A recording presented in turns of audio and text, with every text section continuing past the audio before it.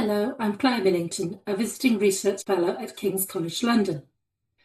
My work focuses on the Roman army, and especially the people who weren't soldiers. That's the wives, kids, slaves, traders, merchants, and everybody else who came to live on the empire's frontier along with the army. Today I'm going to talk a bit about what writing tablets found at Vindolanda can show us about these people's lives here. The subject of my talk is on different ways of looking at the tablets and how these can show us more about these people's lives. It also brings into the spotlight some of the enslaved men, women and children, a focus partly prompted by the discovery in 2024 that one of the tablets from Vindolanda was a contract for purchasing an enslaved man. So, what are the writing tablets? Basically, these were the writing paper of Roman Britain, as well as of much continental Europe. They were thin strips of wood that were either coated with wax that could be scratched into with a stylus, or written on with an ink pen. Vast quantities of these tablets would have been used by the garrisons and communities around Hadrian's Wall and elsewhere in Britain, although obviously most of them haven't survived. From around the wall, several tablets have been found at Carlisle, and one at Milecastle 50, which is at High House, a little north of Denton Mains. It is at Vindolanda, however, where most tablets have been found. Well over 1,700 fragments have been excavated from Thornton Vickers, and this is the largest number of writing tablets that have been excavated from anywhere within the Roman world, more even than at Pompeii. These tablets are quite well known, and you could even call them famous, I think, and they are something that I've been interested in for a very long time. In fact, when I first came to Vindolanda, I came as a volunteer to excavate, and I was lucky enough to find a scrap of a tablet myself. This is the picture of it here, just before it was whisked away for conservation. Before it had left the trench, it was very quickly put into a container with some water taken from the same conditions that it had come from. So this picture was taken while it was being held by the excavation supervisor for only a few seconds while the container was being fetched. The tablet on the right is actually a different tablet that is undergoing what is quite a complicated process of conservation. But together I think that they give an idea of what the tablets look like, both when they come out of the ground and during conservation. The wax-coated type of tablets are the better-known type. These are fairly thick and have a recess on one or both sides into which blackened beeswax was poured. This made a surface that could be scratched into with the metal stylus. The writing on these tablets can be hard to make out, as the beeswax has usually disappeared over the centuries, and all that you're left with is scratches in the wood beneath, usually overlain with more scratches as the wax has been smoothed over and reused. Some wax tablets were only used once, however, and it's possible that the pale wood underneath the wax showed through when it was scratched, so they were easier to read. But these tablets are starting to be able to be read, including the sales contract for an enslaved man that was deciphered and published last year. Only 17 words on this could be made out, but this was enough to understand what type of document it was, by comparing it with similar contracts elsewhere in the empire, including one excavated from Roman London. So, the text on the right is the writing tablet from Vindolanda. The one on the left is from London, and you can see how they compare. The London tablet is a record of the portrait of Fortunata, an enslaved girl, by Vergettus, who was previously the underslave of Jucundus, and is now the underslave of Montanus, slave of the emperor, who would have been either Domitian or Trajan. The contract, after the sale, would go to the purchaser and act as a warrant. It certified that Fortunata was healthy and wouldn't attempt to escape. It would have continued to apply even if her owner decided to rename her, and it specifies her origin. She is a Dibrinician, which means she came from somewhere between Brittany and Normandy. Vergettus paid 600 denarii for her, which is equivalent to 6 years' pay for a contemporaneous auxiliary soldier, before deductions were made to pay for his food, clothing and equipment. So that we can see that both Vergettus and Montanus were quite wealthy, as well as being enslaved, although Fortunata's own circumstances are less clear.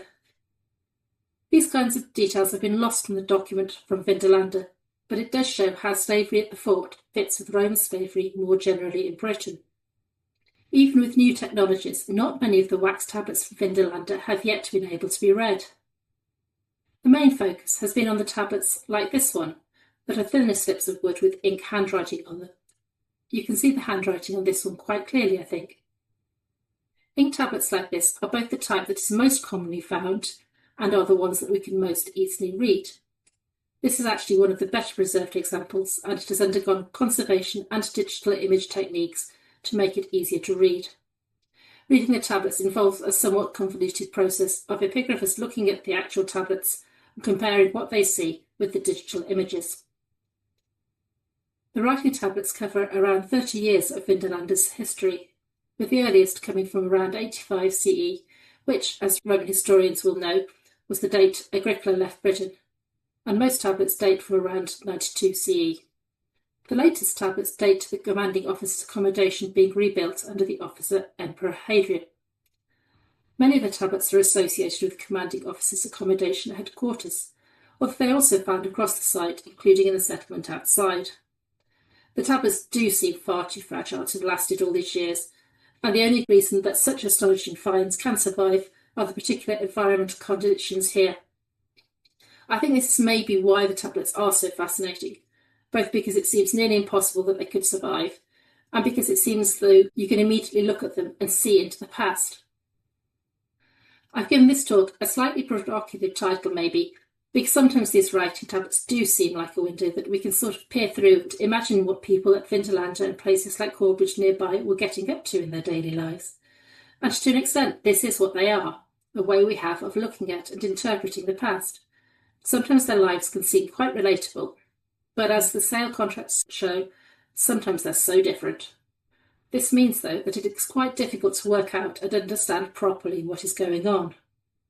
There are a variety of tacks we can take to try and get a better view, though, which is what I'm going to talk about today. The picture is of a window in Herculaneum, really just because that's another place where the past can still feel as though it's very much still here. One thing that really helps with research is that the Vindolanda tablets have been published online together with translations and the introductions and notes from their original hard copy publications. All of this material is on the excellent Roman Inscriptions of Britain website, which was originally the initiative of another Vindolanda volunteer, Scott Vanderbilt. With Scott's input, the website has been expanded by Latin Now, a project studying how Latin was taken up across the Roman world, which is hosted at Nottingham University with European funding. The existing translations and lots of information about the tablets, as well as about stone inscriptions, cursed tablets, writing cut into stone stones or scratched into ceramics, they're all on this website, and it's free for anyone to just go on and read. Really, there's stacks of information, so if you just feel like following anything up after the talk, get on there and have a look. It's also the team from Latin Now who, with a Canadian funding team, are using new and improved imaging technologies to re-examine the tablets. If you do go to the website and you look at the Vindolanda tablets closely, you'll notice it can be a bit frustrating, because even with the brilliant preservation that there is at Vindolanda, these are still bits of wood and ink that are almost 2,000 years old. There are dirt marks on them as well as writing, and there are lots of ambiguities and gaps in the writing too. So I'm going to talk a bit about how this makes it hard to understand them, and then have a look at some ways we can think about the tablets that don't need us to be able to say, that's what the writer meant. And so it gives us some more of that window to look through. For example, this is one of the most popular tablets. It's the one I put on my earlier slide, and if you've seen any newspaper reports online or read anything about the tablets, this is one they'll probably mention, because it's a very short letter about getting hold of some radishes for the Saturnalia, the midwinter festival that was celebrated among slaves as well as by everyone else. You can see that the tablet is two small pieces of wood, and that these would have been folded together and tied so that the writing was on the inside to give some privacy, and who it's for and the sense and aims were written on the back. It's rather beautifully laid out. On the left-hand side is where Severus writes most of his letter to Candidus, the slave of the fort's commander Cerialis. Severus calls Candidus brother and asks him if he'll send some supplies for the Saturnalia, some radishes that don't cost less than half a denarius. Presumably he doesn't want radishes that are too cheap and nasty. Severus wants Candidus to get him something decent. He also asks for something else at a price of about 6 or 4 asses. The word in the letter is quite decipherable. It's sustum. Unfortunately, sustum isn't a Latin word, and when the letter was published in 1994, a gap had to be left as it couldn't be translated. You can see it on the translation still. It's marked with some dots. The word sustum continued to puzzle Latinists, until a few years later, J.N. Adams, who was an incredible Latinist originally from Australia, offered a solution. Adams wrote a journal article saying that the word sustum in fact should be sumptus, meaning a contribution towards the Saturnalia. The reason for spelling it sustum is fascinating. It was a combination of Gaudish pronunciations and spellings carrying over into the Latin. This also meant that the letter writer, Severus, is probably Gaulish. On the right-hand side of this letter, what looks like a scribble in the middle of the tablet says, Vale frate, farewell brother, which is the Roman equivalent of writing best wishes, although it's not quite the same because calling someone brother or sister tended to imply you were on equal footing with them. In fact, when the letter was originally published in 1984, it was said that both Severus and Candidus were slaves. Without casting any shade on the very difficult job of reading these tablets, the editors who published both the original and new version of the letter actually wrote that the reading is very difficult, and it is difficult to tell what is ink and what is dirt, especially in the middle. We've considered as an alternative cornicularo. They add, however, we think it inconceivable that a cornicularius would address a slave with the word frate. Developments in photographic and computer technologies since that first publication have meant that the tablets could be digitally scanned and infrared photographs taken. This has made them a lot more readable, and in 2003 the reread tablets were republished. This revealed that Severus was in fact a cornicularius, a soldier whose job was basically admin, and that Severus did indeed write to a slave and call that man brother, however surprising that seemed. It seemed surprising because we know that Romans were really status conscious. It's actually one of the main reasons that rich Romans kept lots of slaves, so they could show off exactly how much status they had. If you are a woman, you might want an ornatrix, a hairdresser to handle your very elaborate hairdo. Anyone ridiculously rich might want someone who could take charge of their presumably Kardashian amount of travelling luggage, so they'd have a slave for that called an ad impedimenta, or even a lecticarius to carry them about in a litter. One of Rome's richest households, the Statili, in fact had quite a lot of staff dedicated just to their travels, as we know from the inscriptions in the Columbaria tombs. As well as an impedimenta, the Statili had at least 14 lecticari and several germani, which was a type of bodyguard. Even if the officers at Vindolanda didn't have quite this number of personal staff, their households don't seem to have been particularly modest. Getting back to the letter about the Saturnalia radices, though, even from that fairly basic reading and sign off by Severus, we can tell something about the relationships those two men had.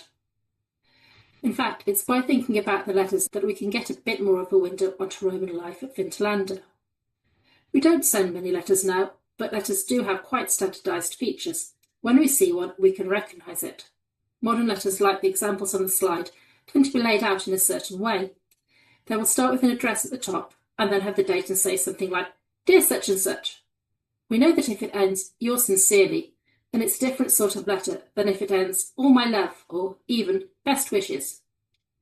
Roman letters also have similarly recognisable features, and because there are so many letters at Vindolanda, this means that we can compare them and see what letters were typically like on this frontier.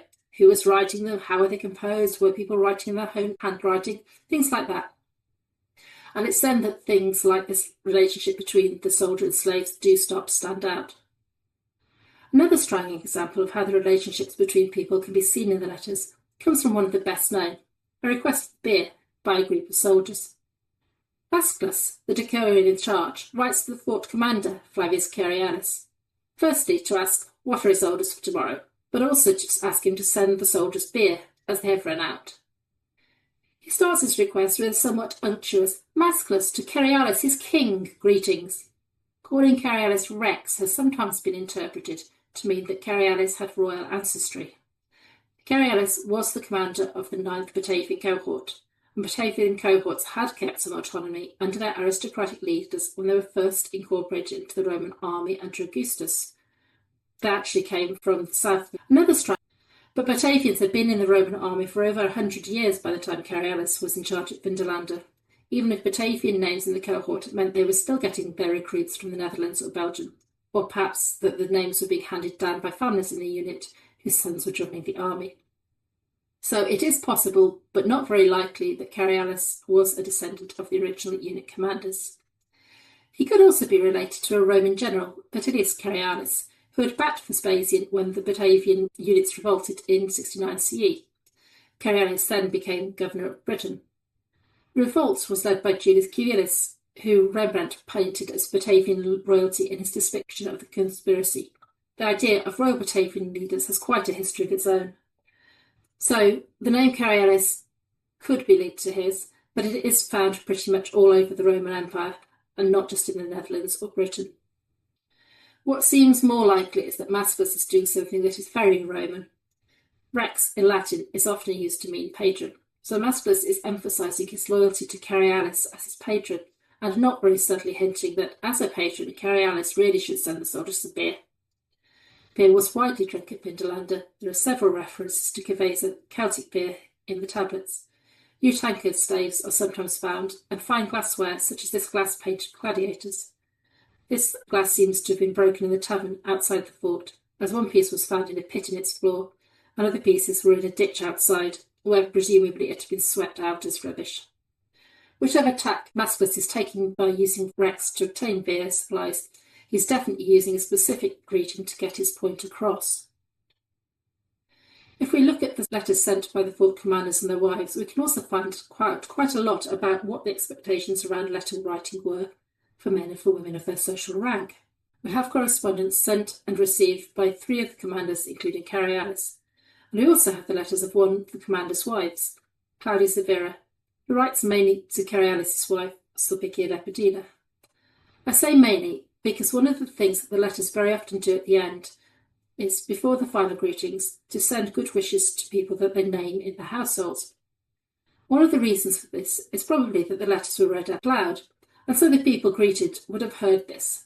They'd have often heard the whole letter too, in fact. A fragment of one of the Vindolanda letters refers to this. All that remains is this bit, which I may present as a gift to the mistress, but you will have to take care that the person who reads my letter to you does not indicate that in any way to the mistress. Presumably the gift was to be a surprise. We can't unfortunately tell who sent or received this intriguing letter, although on the back it says, "Farewell, my dearest sister," so presumably the recipient was a woman.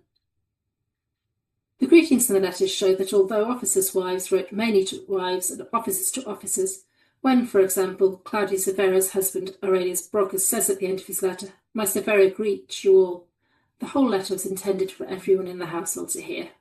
Brocchus's young son, his Vindolanda, also sent his greetings, and in one letter, the children of Cerialis and Lepidina are greeted. Everyone in these families clearly knew and socialised with each other, and these letters between the officers' households are about building relationships between the whole of these military families, no matter who is directly being written to or writing. A letter sent by a woman called Paterna strikes a different note. This letter is very damaged, but Paterna calls Lepidina her mistress, Domina. It isn't possible to know whether she also calls her sister. The text is lost, but this is a letter being sent by someone who is not Lepidina's social equal. Paterna may in fact be Lepidina's slave or freedwoman. The letter says either that she will bring remedies for a fever, or 2 slave girls free from fever. Again, damage to the letter means it isn't clear. Women certainly were slave owners, and enslaved women had roles such as lectresses, readers, as well as responsibilities, for example, for childcare. This letter, with its concerns about household health, whichever reading is correct, could each have been sent by a slave or a freedwoman. One thing that's really obvious reading these letters is that there are strict rules about the order of what's included, and that some of this can be, in fact usually is, written by a scribe. The letters normally start by giving the recipient's name, followed by the sender's name. Next comes greetings to the recipient, and good wishes or prayers for them. Then there is the main part of the letter, what it's supposed to be about, and then sometimes more good wishes, which may be being sent from or to other people in the household or subculture's accommodation. All of this is usually dictated to a scribe. Some draft letters at Vindolanda show this process, including corrections. This example gives a bit of an insight into some of the social niceties. It's an excuse that's been given for not doing something, and it was changed in a draft letter for Lepidina from saying Cerialis' birthday to his health. The crossings out are quite clear, but unfortunately very little of this tantalising draft survives to tell us more. After the sender's and recipient's names, greetings and good wishes, actual letter, and any more greetings, comes the final part of the letter, which is actually really important. It's the postscript, and it's usually as simple as the Vale Frater that Severus writes. Crucially, this is almost always in the sender's handwriting. Most people who are sending letters to and from Vindolanda could themselves use a pen and write at least the word Vale. Claudius Severa's letters, however, in fact, have some of the longest postscripts in all of the letters at Vindolanda. She likes things like farewell, my sister, my dearest and most longed for soul. And on this letter here, the famous birthday invitation, I shall expect you. Farewell, sister, my dearest soul, as I hope to prosper and hail. You can just about make out her postscript on the picture, I think. It's the block of writing at the bottom on the right-hand side. Severus' postscripts are actually more like the postscripts in the letters that Cicero sent, and, for example, the Roman grammaticus Fronto sent to the Emperor Marcus Aurelius. In one letter in particular, Fronto writes something very similar to Severa.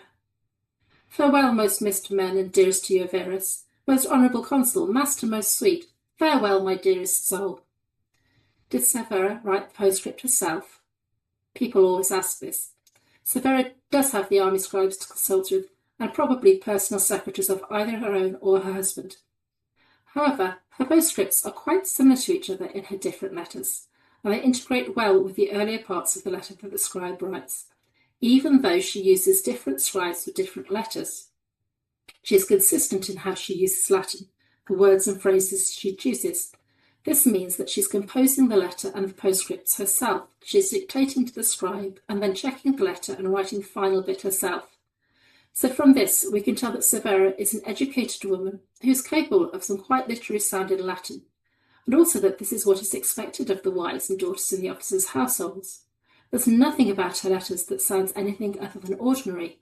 She doesn't comment on how cool it is that she can write or highlight in any way her own literacy. It's just really obvious that for both her and Lapidinia, sending letters is a normal thing to do.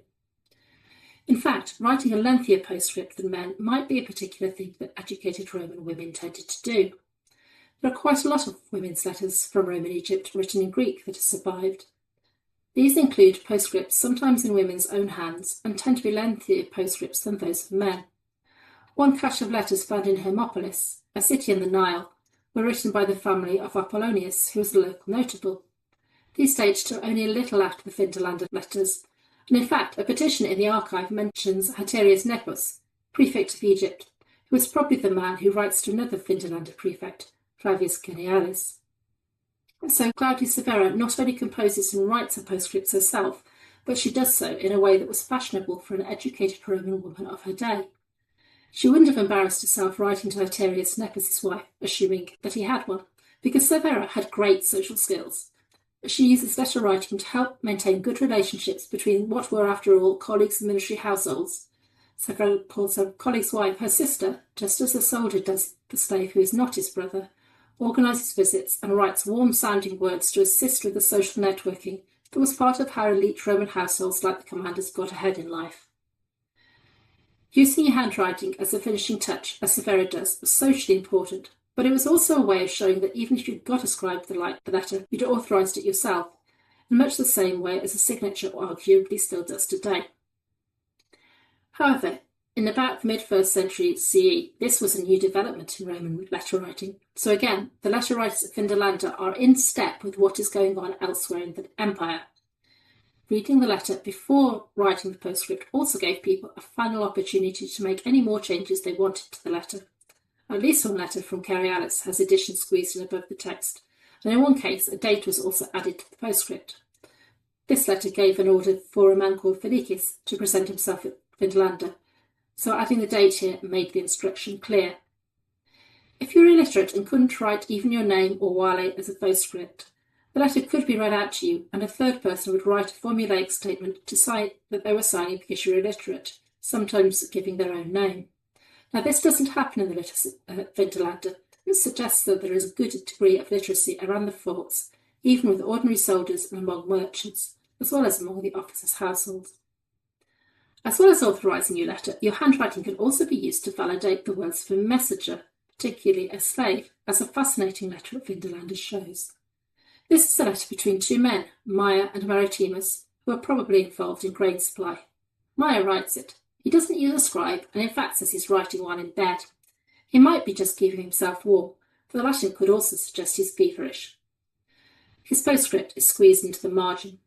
It says, "If you intend to send a boy to me, send a note of handwriting with him, so that I may be the more reassured." In other words, important information is to be sent either written by a scribe or memorised and recited by a slave, and the handwritten note is just a guarantee that there's no trickery involved.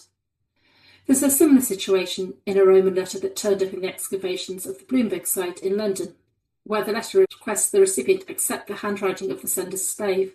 That one possibly came off as a bit gauche. I've added to the slide an image of a statuette from the 1st or 2nd century, so it's contemporaneous most probably with the Vindolanda letters.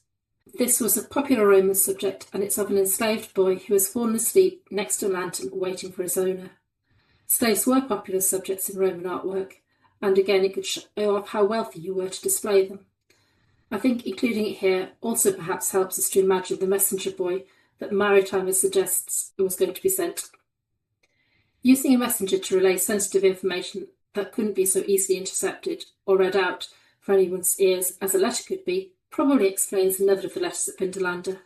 This is about a meeting that is to take place with the governor of Roman Britain, so it's quite an important piece of military information. As you can see, the key subject is literally only one short sentence between the effusive good wishes and prayers and a lengthy postscript. The letter is from Brocchus and Niger to Cerialis. Brocchus and Cerialis, as we know, are fort commanders. Niger is probably a similar role, although we only know his name. It's very likely that the letter was intended to accompany a messenger who would have had the details about the governor's visit that Cerialis needed to know, but was using a messenger as a far safer way to send them than write them down in a letter. Both Julius Caesar in his Gallic War and Cicero in his letters talk about sending messengers and letters, especially when military matters are at stake. It looks as though the same security precautions are being taken here with the governor's visit. Finally, there is another famous letter sent by a fort prefect, Julius Verecundus, to his slave Audex. This is another really well-preserved letter. The text is mostly quite clear. It was actually found very close to the slave contract I mentioned at the start, and I think that taken together these two tablets really give a sense of what it was probably like even for the relatively privileged slaves within the officer's household, let alone the people stoking the hypocaust and standing over the grill in the kitchen. We can't know for sure that these jobs weren't done by soldiers, but it does seem very likely that slaves were used. As you can see, the prefect comes across as very blunt. He starts his letter, Julius Verecundus to Audex, greetings. Usually a writer would start with, to his or her Audex, but Verecundus doesn't bother. Nor does he bother with the usual next part of a letter, which is sending good wishes, but goes straight into a long list of instructions as to what Audex is to do. It's about as bossy a letter as you can get. Audex is in fact getting a dressing down about having sent the wrong key, and the whole letter just sounds tetchy. The bottom of the letter is missing, so we don't know whether Verecundus sent any good wishes there, but it doesn't seem like he's going to. In short, it's a very different relationship being expressed than the one that Severus the Cunicularis has with Candidus, the prefect Genialis' slave. I think there are a couple of reasons for this. Firstly, some of the tablets show that slaves are working in the commander's accommodation, doing things like taking inventories and keeping accounts and records of goods that are being distributed. Soldiers with jobs like a Cunicularis probably worked quite closely with men who were enslaved, and they needed to get along. But there is also a bit of evidence from a manual on letter writing from Egypt by a writer called Pseudo Demetrius, because, confusingly, there's also a Demetrius who wrote about letter writing. Of course there is. This manual can only be very broadly dated to somewhere between 200 BCE and 300 CE, but it seems to have been for advanced students and can at least suggest how letters such as those found at Vindolanda might have been perceived by those teaching and taught using this textbook. In the manual is a model of a friendly letter that Pseudo Demetrius says is suitable for writing to military commanders, viceroys and governors. The model friendly letter is supposedly written by a military commander, and it ends by saying, "You will do well, therefore, to give close attention to the members of my household, lest they need anything, to assist them in whatever they might need, and to write to us about anything you should choose." In other words, it suggests doing exactly as Severus does. Write a friendly letter to the military commander's household for whatever it is you need. even if it's strategies for the Saturnalia.